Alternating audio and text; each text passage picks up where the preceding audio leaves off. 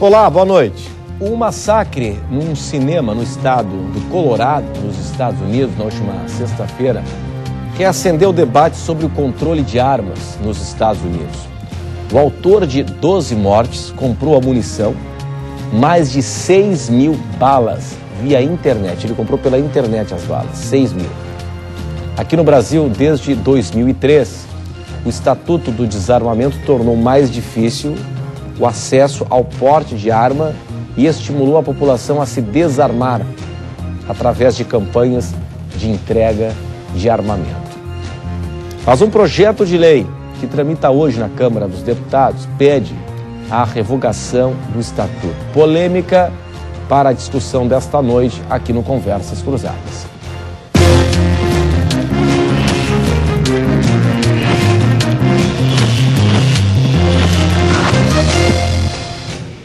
E aí, qual é a sua opinião? Com a criminalidade do jeito que está, você estando armado está mais seguro? A sua opinião é importante para a gente. Participe no e-mail conversas@tvcom.com.br ou também pelas nossas redes sociais. Hoje estão aqui conosco o delegado da Polícia Federal, ex-secretário de Segurança Pública em Alagoas, foi interventor da Polícia Federal no Espírito Santo, delegado Paulo Rubim. Também está aqui conosco o Tony Eduardo de Lima e Silva, ele que é do Clube de Tiro Ponto 38 em São José, instrutor em defesa pessoal, instrutor da polícia chinesa, retornou agora há pouco da China. Também está aqui conosco a psicóloga Ana Cláudia de Souza, e o Conversas Cruzadas recebe também o advogado Hélio Brasil, que é vice-presidente da Associação dos Advogados Criminalistas no Estado. Muito obrigado pela atenção, pela presença de todos hoje aqui conosco no Conversas Cruzadas da TV Com, que tem o oferecimento de Senge, em defesa do profissional da engenharia sempre, SPC, crédito seu maior patrimônio, uma campanha do SPC Santa Catarina, Queres, Gente Nossa, a loja da gente, Restaurante Ostradamus, ostras depuradas, e Residencial Apoena, visite apartamento decorado. O que aconteceu, vou começar com a senhora, o que aconteceu nos Estados Unidos, o que não chega a ser uma novidade para a gente aqui, como telespectadores, né, da realidade americana, não é uma novidade para a gente, nem para eles que vivem com isso. Essa história de um jovem entrar numa escola, numa universidade, numa sala de cinema e metralhar 5, 12 a 15 pessoas. Vale o debate para a gente aqui também em torno disso. É uma preocupação, o que aconteceu lá é uma preocupação para os brasileiros, na medida em que nós tivemos um caso semelhante há pouco tempo numa escola no Rio de Janeiro também. Boa noite. Boa noite. Sim, vale, né, a reflexão para todos nós, né?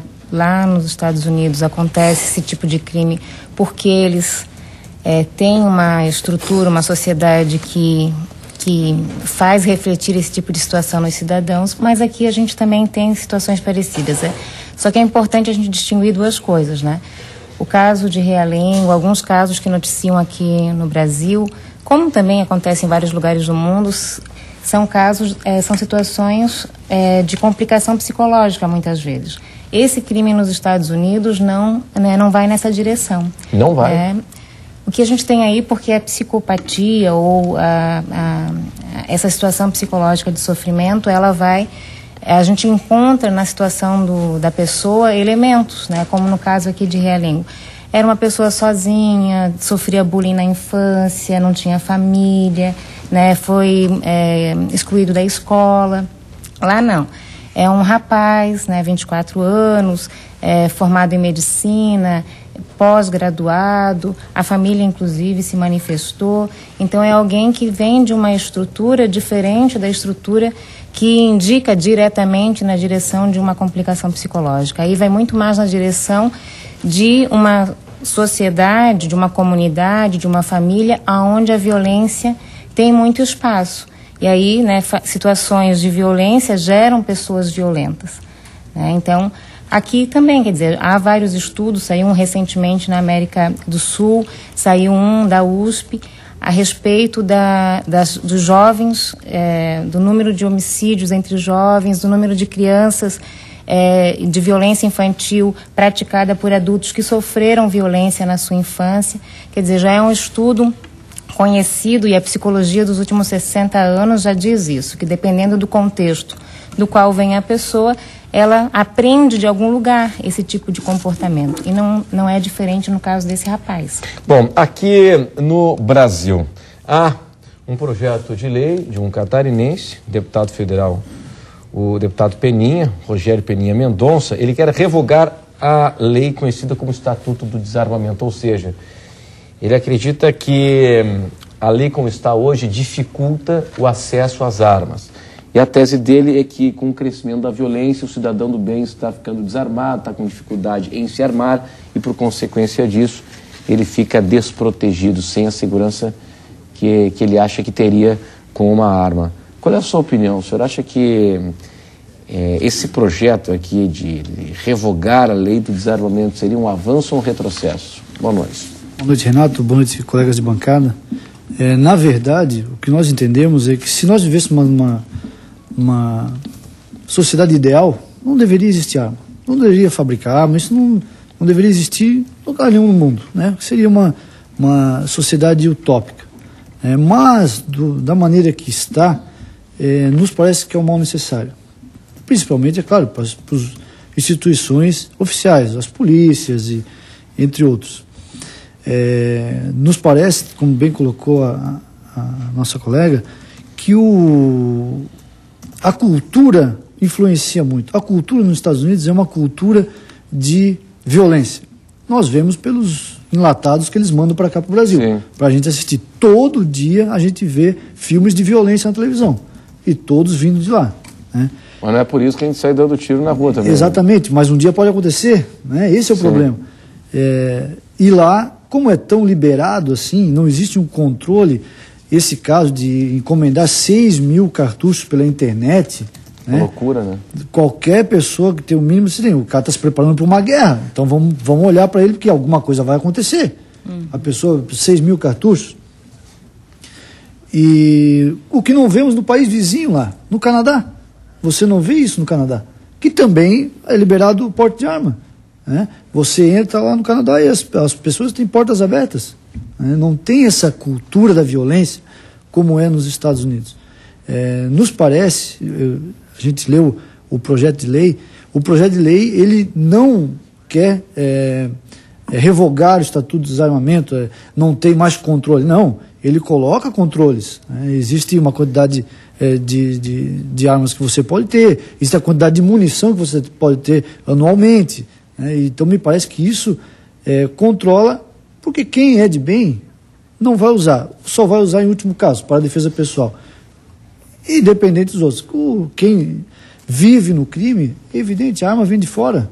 Nós não temos aqui armas fabricadas no Brasil, que metralhadores, submetralhadores, vem tudo do Paraguai, isso aí vem de fora, né? Quem quiser comprar arma, vai comprar no mercado negro. Sim. Agora, a pessoa de bem não pode comprar, né? Então, poder pode, só que vai ter que justificar. Sim. Vai ter que passar por um teste psicológico, vai ter que justificar o porquê da necessidade. Não, mas isso a lei regulamenta. Sim, claro. O projeto de lei regulamenta isso. E periodicamente ele vai ter que passar por esse teste. E vai ter que pagar mais por isso, né? Exato. E eu entendo que tem que pagar bastante, né? Tem que ser... a pessoa tem que estar sempre, vamos dizer assim, não controlada, mas fiscalizada. Sim. Né? O que não acontece lá nos Estados Unidos, infelizmente. Muito bem. Delegado, e aí, delegado, pela experiência do senhor, né, que já trabalhou em situações extremas, né, em estados brasileiros, no Espírito Santo, na condição de interventor pela Polícia Federal, onde o estado estava contaminado, enfim, e em Alagoas também, que apresenta um estado de Alagoas, onde se apresentam os maiores índices de criminalidade, de taxa de homicídios por habitante, enfim. Qual é a sua opinião, né, quando nós temos esse exemplo aí, novamente nos Estados Unidos, tivemos em Realengo, no Rio de Janeiro, e agora a retomada desse debate com um deputado catarinense querendo o fim da lei do Estatuto do Desarmamento. Qual é a sua opinião? Boa noite. Boa noite, Renato. Boa noite a todos os colegas da mesa. Boa noite aos ouvintes. Eu acho que a doutora aqui exemplificou bem a questão dos Estados Unidos, né? Que não tem, eu acho que não teria nada a ver com o estatuto, a questão da proposta do deputado.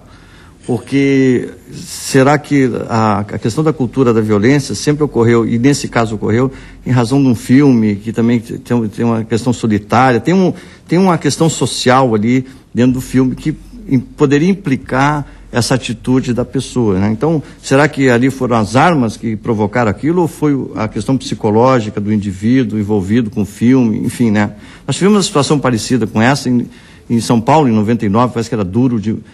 também era presidente do cinema. Cobra, se não me engano. Uma coisa, a pessoa também praticou em 1990 em São Paulo um ato semelhante. Clube da Luta, Nina. Clube da Luta, exatamente. A produção também dizendo aqui. Então, tem situação, assim, eu acho que é a questão da cultura americana. Agora, o Estatuto do Desarmamento, eu vejo assim, ó, 2003 que ele está vigindo, né? Dezembro de 2003 que está vigindo aí. São quase 10 anos, são 9 anos. Se você avaliar desses 9 anos para cá, o número de homicídios a cada ano que passa triplica. Então, está acontecendo alguma coisa. Principalmente 99% com armamento, com armas de fogo. Então você... Vem aumentando. Aumentando. Você pegar de 99 para cá, é assustadoramente o número de homicídios que aumentaram de 1999 para cá. E do ano passado, a cada ano que é anterior, você vai pegar as estatísticas, o número de homicídios está aumentando. Muito, aumentando muito, né? Até questões incontroláveis até. Parece que São Paulo teria tido já um controle na questão dos homicídios, né? Bom, e entre jovens, principalmente 14 a 18 anos, também o maior número de homicídios. Se você pegar uma arma, eu, por exemplo, eu sempre usei, posso até dizer que usei arma a minha vida toda, e uso ainda, né? Você é um policial, né? Então eu tenho arma. Agora a arma tem que ter a arma tem uma concepção. A arma é para ferir e para matar, ela não tem outra utilidade, né? Você não tem por que ter uma arma, né? Algumas exceções para clube de tiro, dar tiro ao prato, mas o objetivo da arma é para ferir e matar. Ela não tem outro, se não fosse esse o objetivo dela, não teria nem por que existir. Sim. Né? Então, nessa concepção que você tem uma arma, você vê no Estatuto do Desarmamento, e isso vem os homicídios, provando os homicídios, que os homicídios cada ano que passa duplica a quantidade, e sempre por arma de fogo. O que ocorre em determinadas circunstâncias é que você tirou, o cidadão nunca foi problema do cidadão estar armado, porque ele não faz parte das estatísticas, nem da criação da lei do Estatuto do Desarmamento, o cidadão ter a sua arma em casa ter sido problema da violência e do aumento dos homicídios. Nunca foi. Isso nunca foi problema do cidadão. O cidadão nunca teve esse problema, que a lei teve que enfrentar essa situação através do Estatuto do Desarmamento. Não é o problema. Então nós temos uma fronteira incontrolável, né? Uma polícia, uma estrutura policial de segurança pública ineficiente, né? Uma questão do judiciário também no julgamento para intimidar, porque, né, quem tem uma arma também é ineficiente, o judiciário lento, né? Umas leis muito atrasadas a respeito disso, uma concepção social até de que os presídios, você veja hoje, você não pode botar as pessoas no presídio, então tem que liberar a questão do menor. Então eu vejo assim, eu acho que a questão dessa proposta, eu não li a proposta do deputado, o Estatuto do Desarmamento teve a sua eficácia quando foi criado, tirou muitas armas da ilegalidade. Hoje a polícia consegue prender alguém, se às vezes não prende pelo um outro crime, prende por abre um processo para a pessoa estar armada, mas efetivamente a questão do desarmar o cidadão, nesse momento, nessa estrutura toda que nós temos de segurança pública, eu vejo que o cidadão, eu vou dar um exemplo por mim. Sim. Eu me sentiria mal se não tivesse, inseguro se eu não tivesse a arma que eu tenho. Claro, você foi delegado, corre risco até hoje de ameaça. Sim. Foi secretário de Segurança em Alagoas, você sabe lá que os juízes, todos eles, os juízes que estão lá, estão sob ameaça, né? Então eu teria que ter uma arma, mas mesmo assim, eu sei usar uma arma, sei quando usar uma arma e por que eu uso uma arma também, né? Então, existe concepções. É um caso diferenciado. Mas eu acho que o cidadão... do cidadão de uma forma geral. Eu acho que o cidadão, dentro da sua casa, tem que ter uma arma. Aquela senhora de 80 anos tem que ter uma arma. Aquela senhora de 80 anos no Rio Grande do Sul, que agiu, né? se ela não age daquilo ali, se estuprada, violentada e morta, certamente como ocorre todos os dias. Pois é, mas o senhor disse que o problema não é o cidadão, e tal, o problema dos homicídios e tal. Mas já escutei, inclusive, de fontes oficiais, de fontes policiais, que essa arma do chamado cidadão de bem, um dia ela pode parar na mão dos bandidos. É verdade isso também, mas você veja bem, por isso que eu estou dizendo, quer ver, você tem uma arma, você tem que ter a concepção de ter uma arma. Você é um cidadão de bem, que bota a sua arma dentro do porta-mala, ao abrir a sua garagem, vai pegar sua pasta de trabalho, ele vai ser rendido e se reagir vai ser morto. Então o que vai acontecer com ele? Ele vai perder a arma e se reagir vai ser morto, vai ser ferido. Então a arma que eu estou dizendo do cidadão é aquele para garantir a sua segurança, aquele que tem dentro da sua casa, né, que utiliza, ou aquele que está sendo ameaçado, né? Como tem a questão funcionais, aí tem tantas circunstâncias funcionais que a pessoa está sendo ameaçada. O cidadão dentro da sua casa, para ter uma possibilidade de ação em vez de reagir, eu acho que ele transmite segurança. Vamos lá, então, do ponto de vista técnico, inclusive com o Tony, que é especialista nessa área de segurança pessoal e tal, do ponto de vista técnico, não é muito tênue essa diferença entre reagir com segurança e não reagir? Por exemplo, se eu estou lá abrindo o portão da garagem, eu sou vulnerável, porque eu estou dentro do carro, eu estou com um cinto de segurança e tal, e chega o bandido em pé com a arma apontada para mim, eu sou o impossuficiente na história, né? Eu sou mais fraco. Se reagir vai morrer. Se reagir vai morrer, tá. Mas se eu estou no meu quarto, estou escutando um barulho lá e tal, pela garagem, pela cozinha e tal, eu vou descer a escada. Quer dizer, não é muito tênue essa diferença de reagir com segurança e reagir sem segurança e com segurança? Tony, boa noite, obrigado pela tua presença. Boa noite, Igor, obrigado aqui novamente, né, contigo. Boa noite, pessoal. Faz sentido o que você coloca e é por isso que você deve estar treinado. Assim como você treina para dirigir um carro, você treina para utilizar uma arma. Ainda hoje, eu tive a felicidade de viajar o mundo todo, né, os 5 continentes, dando treinamentos e recebendo treinamentos. Ainda hoje eu desconheço um meio mais realista de defesa pessoal do que arma de fogo. Então aquela senhora, como o delegado mesmo citou, se não tivesse arma de fogo, seria mais uma vítima, mais uma estatística da enorme e crescente estatística do crime no Brasil. Então, o que acontece é a confusão entre um filme de bang-bang e uma pessoa preparada, treinada para o uso daquela arma. Filme de bang-bang é o criminoso pega você e fica aquela coisa, um olha o outro no olho, vamos começar um duelo aqui agora, quem saca primeiro. Essa é a impressão que as pessoas que desconhecem o uso seguro e eficiente de uma arma de fogo têm, quando na verdade a vantagem da reação é toda da vítima, né? A vítima ela pode ou não reagir, ela está ali sendo agredida, assaltada, foi surpreendida de repente, como é o caso da entrada em casa, se bem que no Brasil isso aí descaracterizou, né? O porte está praticamente proibido no Brasil, não existe porte de arma no Brasil, salvo raríssimas exceções. Então, na verdade, o cidadão no Brasil hoje ele só tem a chance de se defender dentro de casa. E eu te garanto que um cidadão preparado dentro de casa, fazendo o uso correto dessa arma, não existe um meio mais realista, seja uma senhora, seja uma mãe de família, como eu tenho o caso de amiga pessoal e cliente, que mora numa casa, tem 2 filhos para cuidar, é uma mãe solteira, e é uma realidade para ela. Ela também tem uma cultura armamentista, ela já tinha armas desde criança, família do Rio Grande do Sul, ela tem muita arma, o pessoal gosta muito do esporte do tiro. Diga-se passagem, primeira medalha de ouro olímpica no Brasil foi no esporte do tiro. Até hoje não tem no futebol, não sei se você sabe disso. Sim. Então existem muitos usos aí para arma de fogo, né? Mas o discutido aqui em questão seria o de ataque, de defesa, e eu desconheço um meio mais realista de defesa pessoal do que uma arma de fogo. Torna uma moça como ela, sensível e delicada, totalmente capaz de evitar qualquer arrombamento, qualquer criminoso, seja lá por que motivo que o leve a cometer esse crime. Agora, nós nunca vamos defender que todos têm que ter arma.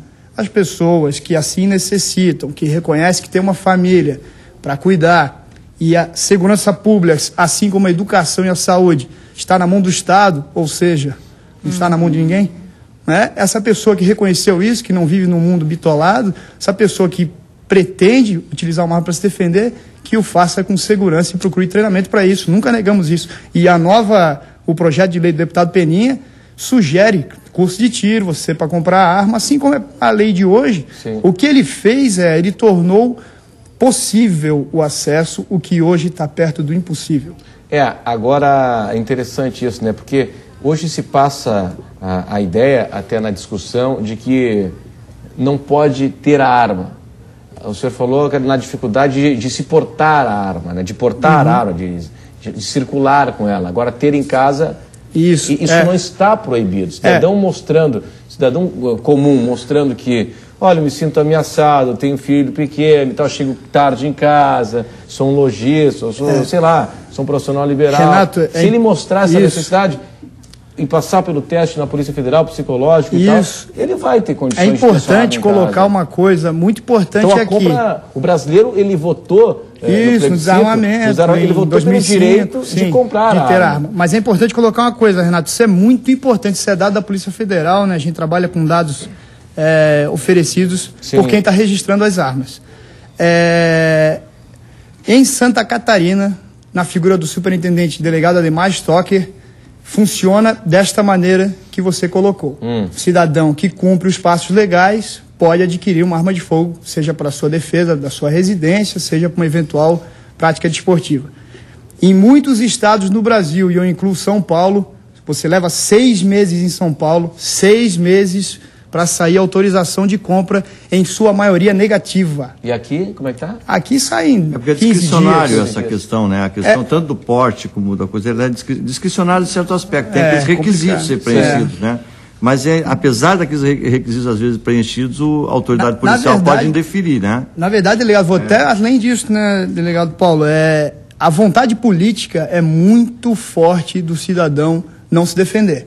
Muito forte. Muito forte. A vontade política é muito forte do cidadão não se defender de nada, seja da roubalheira dos juros, não reaja a nada. Entregue tudo, entregue seu dinheiro. Da corrupção. Exatamente, essa é a vontade política. Vamos fazer o seguinte, eu preciso chamar um intervalo comercial, estou fazendo a provocação aqui pelas redes sociais, perguntando se você concorda com o que está posto hoje, né? O deputado Rogério Peninha Mendonça, deputado federal, que aliás foi convidado para participar aqui do programa e não pôde participar, é o seguinte: catarinense propõe o fim do Estatuto do Desarmamento, agora aqui no Conversas Cruzadas. Você concorda?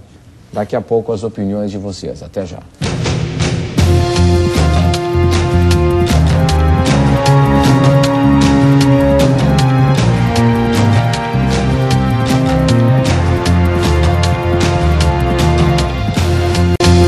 Este é o Conversas Cruzadas aqui na TV Com. Nosso assunto hoje é o Estatuto do Desarmamento, que, segundo o deputado federal por Santa Catarina, deputado Peninha, Rogério Peninha Mendonça, ele deve ser terminado, deve ser modificado, deve terminar o Estatuto do Desarmamento, segundo a tese do deputado, que foi convidado aqui para o nosso programa. Ele tem um projeto para acabar com o Estatuto do Desarmamento, para revogar o Estatuto do Desarmamento.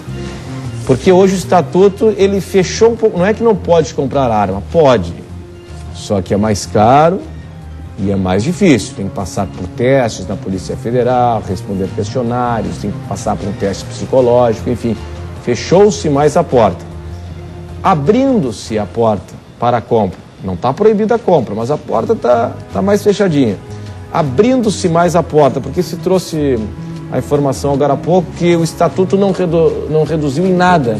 Muito pelo contrário, aumentou o índice de homicídios no Brasil. Agora, permitindo de vez, liberando geral, vai resolver o problema? Olha, eu vou dizer, tem uma revista de grande circulação que circulou essa semana, vou estar circulando essa semana, que ela traz o pânico das pessoas que sofreram violência. Tá?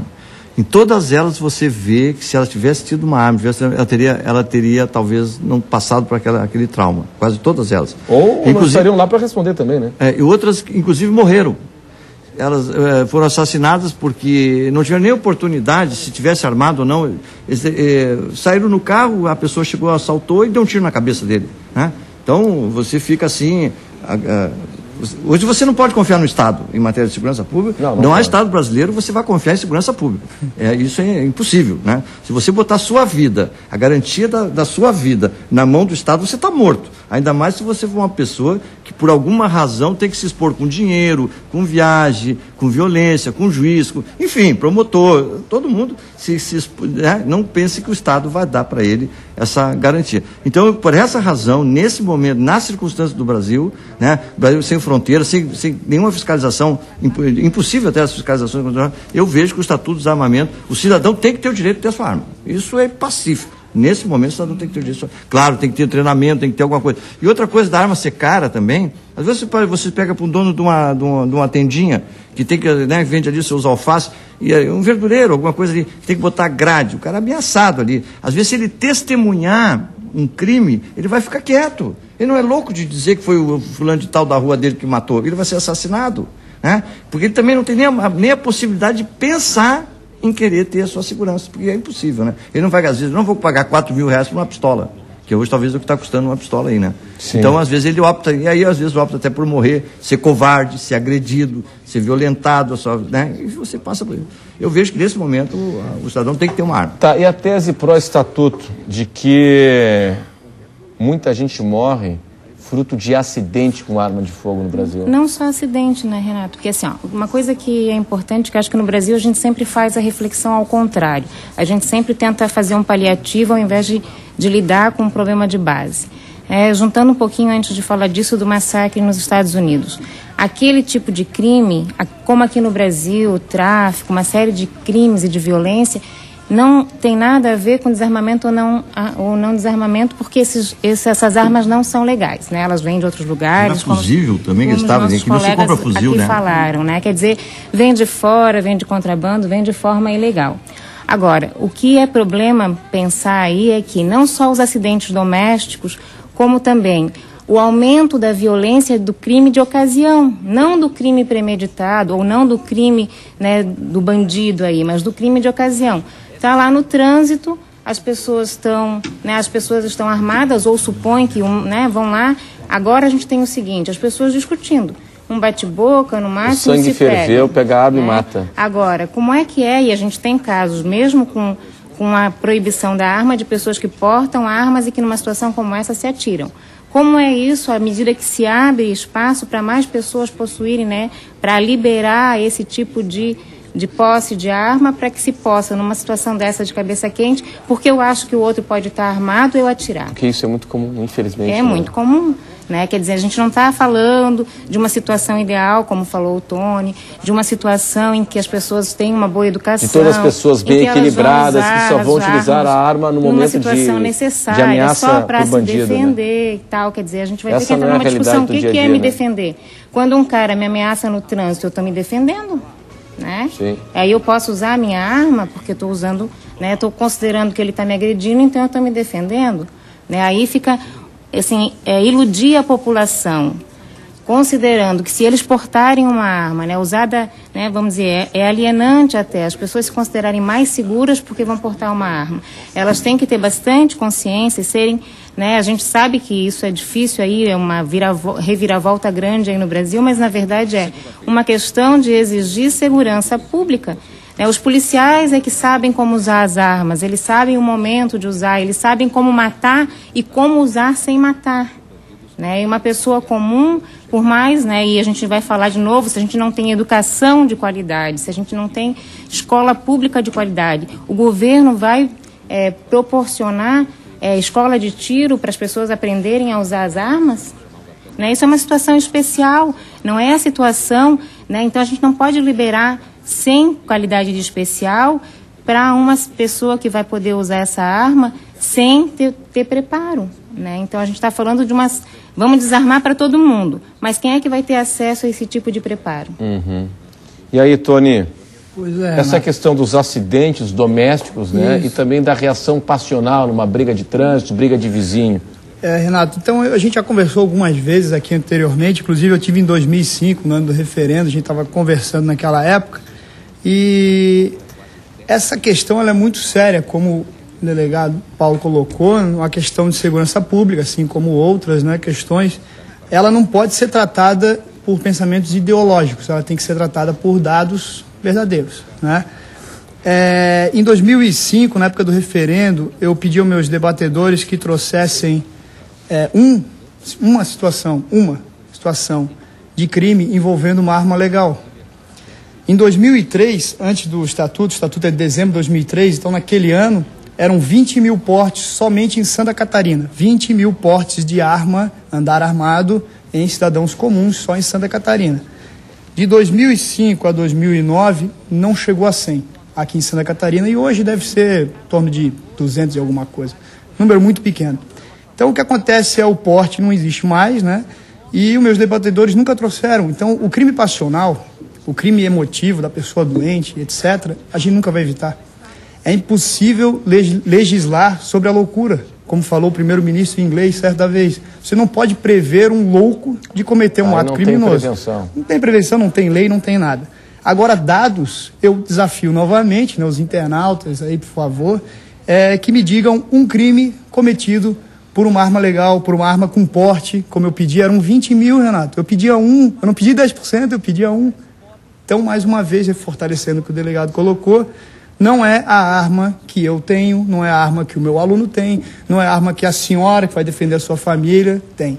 A arma é do facínora, é do bandido, é do criminoso que não respeita a vida, assim como não respeita a lei alguma, ainda mais num país com a tamanha impunidade que nos encontramos. Sim, mas e esses acidentes domésticos também? Renato, mas aí, Renato, você veja bem, viu? Acidente doméstico você com álcool. Queima. Né? Com álcool a criança pode pegar, né? E essa questão passional e psicológica, você veja bem, eu não sei se a gente está vivendo um momento da covardia também, se a doutora pode explicar melhor. Se eu estiver no meu carro, e já aconteceu várias vezes, a pessoa, por uma razão, eu me distraí, meio que fechei, ou ele achou que eu fechei. Aí ele começa a me fechar. Isso acontece com todos nós. Sim. Não é que não passou por isso ainda. Aí ele começa a te fechar, começa a te provocar. Eu estou armado, eu sei que estou armado. Eu cheguei, se esse cara parar o carro e vir me bater, eu vou atirar nele. Não é lógico. Ou tu acha que eu vou fugir com o carro? Não vou atirar nele. Com toda a convicção. Então, isso aconteceu comigo várias vezes, tenho certeza que aconteceu com todos vocês e com os ouvintes que estão ali, que dirigem. Eu estou armado, esse cara, eu peço desculpa para ele. Desculpa. E ele começa a querer bater no meu carro. Eu sei, não vou reagir, né? Estou evitando isso, vou sair por cá, vou sair dali. Eu vou fazer tudo para que ele não me agrida. Agora, se ele descer do meu carro e vir me bater, eu atiro nele. Mas isso é pacífico. É pacífico, atiro nele. Na verdade, eu não vou apanhar. E o número de homicídios aí nesse caso? Eu não vou apanhar, porque ele acabou de me matar ainda. É uma questão de cultura, de educação. Mas contra apanhar, tu mata. Né? Quer dizer, lógico. Depois a gente não vai ter que... defesa, a gente não vai ter que tratar apenas... Né? Aí entra uma outra situação. Como é que é uma pessoa... Você ainda pode ter estrutura emocional para arcar com um homicídio nas suas costas, mas tem muitas pessoas que não têm. E a questão é a seguinte, o crime de ocasião não é do louco. Né? Quem briga aí a toda hora no trânsito não é o louco, não é o psicopata. É uma pessoa comum. Ela pode não ter nenhuma complicação psicológica e o sangue ferveu. Então, eu pergunto para a senhora, não é uma questão aí eu concordo totalmente. Como eu comecei a minha colocação dizendo que nós nunca iremos evitar o crime passional, o crime dessa pessoa que perdeu a cabeça. Nós não podemos prever isso. Agora eu pergunto para a senhora, quem está lá assistindo a gente, tem medo da briga no trânsito ou do traficante, do viciado em crack que invade a sua casa, estupra a sua filha? De quem que você tem medo? Tem medo da briga no trânsito, daquela pessoa que tem uma arma legal e vai atacar você? Você tem medo dessas coisas todas. E ela teria muito mais segurança se ela tivesse a chance de não ter um bandido batendo na porta dela. Isso não existe, isso é utopia. Existe. Isso é utopia. Né? Existe. Agora, se a gente trabalhar... O delegado de polícia acabou de falar para não confiar na segurança pública. Mas aí que eu chamei a atenção. A gente sempre trabalha com os respingos e não com a base. Porque se a gente tivesse uma boa segurança pública, com profissionais qualificados tudo isso, a gente não precisaria armar um cidadão comum para ele se colocar na situação de ter que ser um policial e fazer justiça. Enquanto a gente não pode fazer isso, vamos armar as pessoas boas que assim desejam. Aí a gente vai trazer para as pessoas boas, a gente educa para o cidadão comum, mais problemas. Isso é uma colocação pessoal, não é estatística. É uma situação psicológica e antropológica. Armar as pessoas. O antropológico, o homem andava com a oportunidade de ela, se ela quiser, ela pode ter a sua arma. Porque aí eu tenho também uma sensação de insegurança no seguinte sentido. Hoje, o marginal que ele não compra arma legalizada, é evidente, ele entra em qualquer caso sabendo que não vai ter oposição, porque ele sabe que não pode ter arma. É evidente que nós não estaremos armados. Mas ele porque nós não somos parte da... Se tiver um 38? Ele pode, se ele souber que tem, ele vai deixar de entrar. Então vai acabar o ele pode morrer também, inclusive. Isso não vai, gente. Ele vai assaltar quando não tiver ninguém em casa. Não, pode morrer, inclusive, no caso da velhinha. A velhinha tirou e matou ele, muito bem matado, diga-se de passagem. De lugar errado, morre. E era uma arma ilegal, não era legal. Não é exceção. Com uma arma, não vou saber o que fazer. E quantos morreram através por não ter uma arma, morreram? Renato, mais Todos um dado estatístico que você sabe, você me conhece. Pode ser esse dado daqui a pouco, depois do intervalo. A gente tem muita participação por aqui. Vamos para o intervalo, daqui a pouco o dado estatístico do Tony e também as opiniões de vocês. Até já.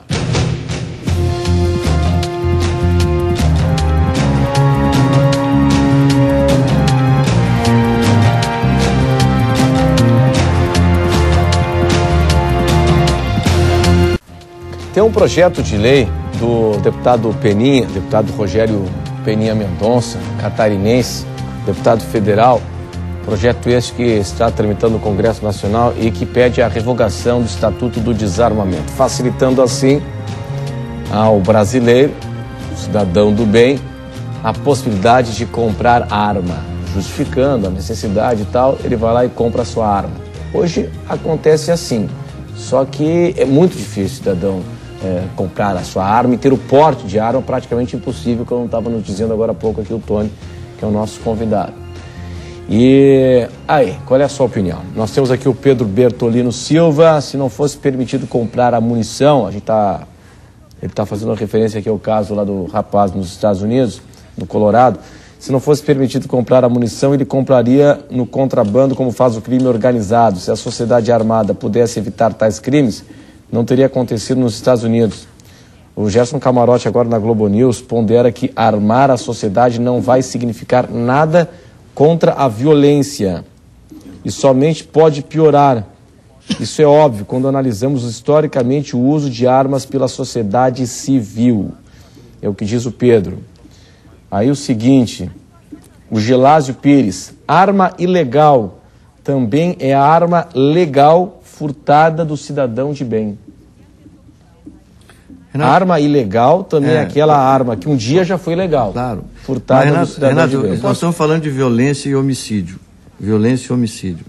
Se as questões da violência no Brasil fossem só um crime passional, que a pessoa pode matar com faca, de qualquer maneira, um pau, se o problema da violência e da arma fosse só a questão do crime passional, nós não teríamos violência. A nossa violência é o cara entrar armado, o menor entrar armado, todo menor no Brasil, delinquente na rua, está armado. E tem mais, e vou dizer mais, na revista de grande projeção da semana passada, um rapaz de 24 anos, matou 50 pessoas cuja profissão dele é ser pistoleiro.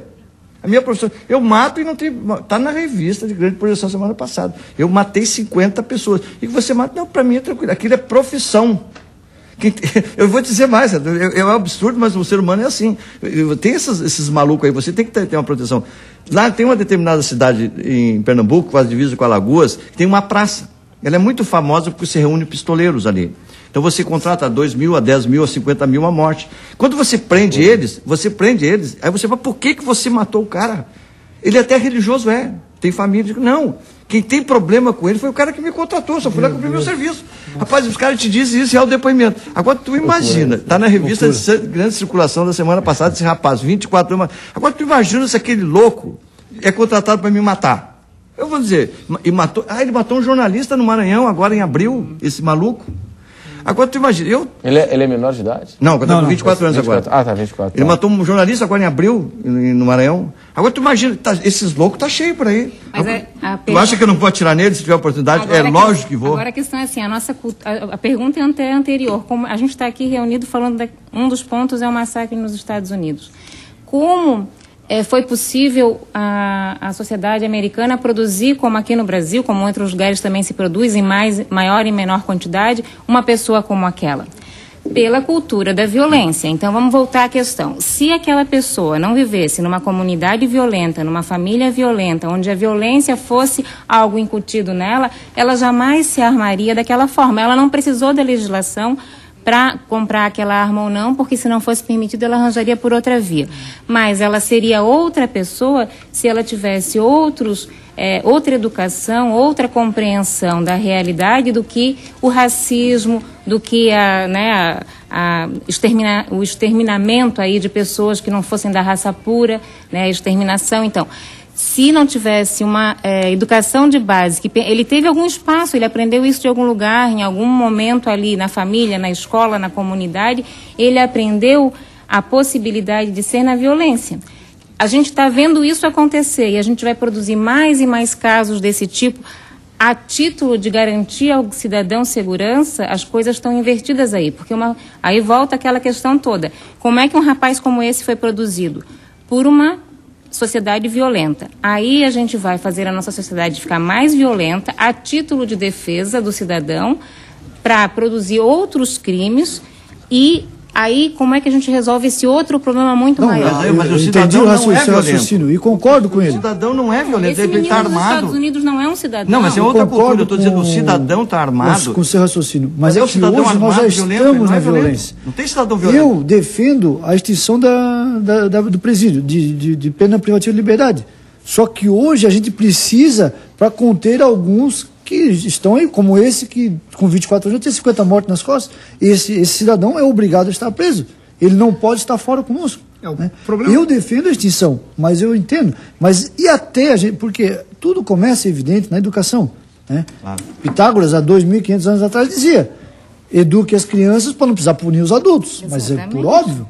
Né? Mas quando o negócio já está posto, né? Você já está numa insegurança total. Não podemos contar com a segurança pública, que não é o caso de Santa Catarina, mas em alguns estados chegam a matar pessoas. Esse caso que ocorreu aí do publicitário em São Paulo, pararam o cara porque ele passou uma blitz. Quer dizer, isso aí deram mais de 10 tiros no carro do rapaz. Né? Então não tem justificativa para isso. Não tem justificativa. O que acontece é o seguinte: a gente está desvirtuando um pouquinho os assuntos, apesar de serem todos interessantíssimos. Algumas colocações da Ana, concordo, foram muito boas, mas tem algumas que eu discordo totalmente. Eu não acho que a violência gere criminosos. Você pode gostar de filme de tiro, de guerra, você pode gostar da história das guerras, ser um historiador, PhD, como nós temos alguns, né? E você não ser nada violento. Você pode assistir o Pica-Pau, jogar uma bigorna na cabeça lá do gatinho lá, e também não te gerar nenhuma violência. A gente não tem criança jogando bigorna na cabeça uma das outras. Então, na verdade, são alguns assuntos que se diferem e é muito fácil a gente falar quando a gente isola eles, né? Então, o que acontece nos Estados Unidos? Vou dar um exemplo. Eu nunca vi alguém dizer: eu estou indo passar férias nos Estados Unidos, estou indo levar meu filho na Disney, rapaz, eu estou apavorado. Onde é que eu vou esconder meu dinheiro? Não vou de relógio e, olha, vou ficar num hotel lá que é uma caixa, que tem um monte de segurança na frente, a porta de aço. Eu nunca vi isso. As pessoas, né? Orlando, uma cidade americana, tem a quantidade de turistas por dia que o Brasil tem por ano. Eu nunca vi ninguém falar que tem medo de ir para os Estados Unidos. Né? Casos como esse são imprevisíveis, independente das armas ou não. Por exemplo, em 99, um louco invadiu em São Paulo, né? Matou 3 pessoas e feriu 5 numa sala de cinema. 2001, já no Japão, um louco usando uma faca matou 8 crianças e feriu 13. Em 2010, na China, um louco usando uma faca matou, gravemente feriu 5 crianças e matou 8. E outras 116 crianças seriam vítimas futuramente com isso, fazendo com que a China adotasse a política de não divulgar, para não haver copiação. Na verdade, a China faz isso para esconder dados, né? Na Inglaterra, em 2010, um homem também com uma faca matou 12 pessoas. Em 2011, um massacre aqui, onde um louco invadiu uma escola, né? Assassinou friamente 12 adolescentes e foi parado pelo quê, delegado? Por um policial armado. Né? Seria matado muito mais crianças. Por um policial. O policial é especial. Por um policial armado. Ele é especial na defesa, na legítima defesa ele é especial. Eu não posso salvar crianças que vão morrer. Pode. Agora sim. Vou aproveitar esses seus dados estatísticos. Só deixa eu fazer um adendo nos seus dados estatísticos. Todos esses casos Todos eles, inclusive, tiveram repercussão, né, internacional. Sim, chama atenção. E aí se vasculhou a vida dos sujeitos e tal, e encontrou em 100% deles pessoas que vieram de contexto violento. Acredito isso aí. Foi a parte que eu concordei com a senhora. O que eu quero dizer é que isto não é exclusivo de Estados Unidos e que Estados Unidos nunca teve uma taxa de criminalidade tão baixa nos últimos 20 anos como agora. Tá? É inevitável a gente ter uma pessoa, né, que por um surto ou por um problema socioeducativo, emocional, etc., como a senhora muito bem colocou, cometa crimes dessa natureza. O importante é entender que arma nada tem a ver com isso. E mais um adendo para finalizar. No estado da Flórida existem outdoors que você vê espalhado pelo estado da Flórida. O outdoor diz 10, 20, vida. Tá? Então tá lá, 10, o número 10, 20 e vida. Você cometeu um crime naquele estado americano, por exemplo, crime de roubo, são 6 anos de cadeia. Você vai cumprir 6 anos de cadeia, mais 10 anos caso você use arma. 20. Se você cometeu o mesmo crime e bateu na pessoa, não é atirar não, é bateu, assim, machucou ela com a arma. 20 anos de cadeia, mais 6 por ter usado a arma machucando essa senhora, essa pessoa indefesa, né, cometendo tal crime. Se você atirar, não há necessidade de matar, você ferir a pessoa, você passar vida na cadeia. Então, enquanto nós educamos, eu sugiro o seguinte, enquanto nós educamos as futuras gerações, que está correto isso, corretíssimo, vamos prender esses facínoras, que eu não quero meu pai ou minha mãe vítima de um animal desse. Bom, pessoal, é o seguinte, eu preciso chamar um intervalo comercial, daqui a pouco o Vitor, que liga aqui para dar a opinião dele, também a Cida de Oliveira, que é advogada, psicóloga em Blumenau. A gente vai para o intervalo e em instantes estaremos aqui de volta. Até já.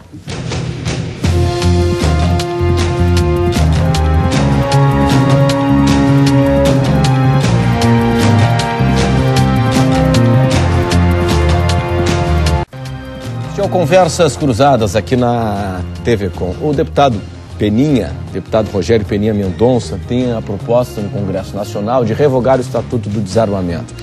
Você concorda? Essa é a pergunta que eu fiz há pouco aí pelas nossas redes sociais. O Rodrigo Titerix diz que apoia o deputado, seu colega advogado.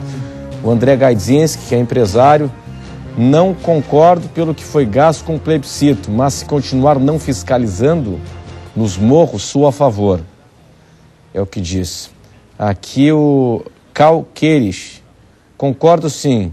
Isso não diz que eu deva ter uma arma em casa. A perda do direito nos põe refém dos marginais.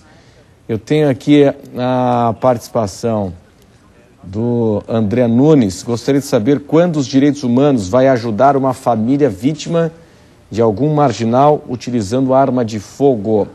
É o questionamento do André Nunes. A Cida de Oliveira, advogada, psicóloga, colega da senhora, lá em Blumenau, está nos acompanhando.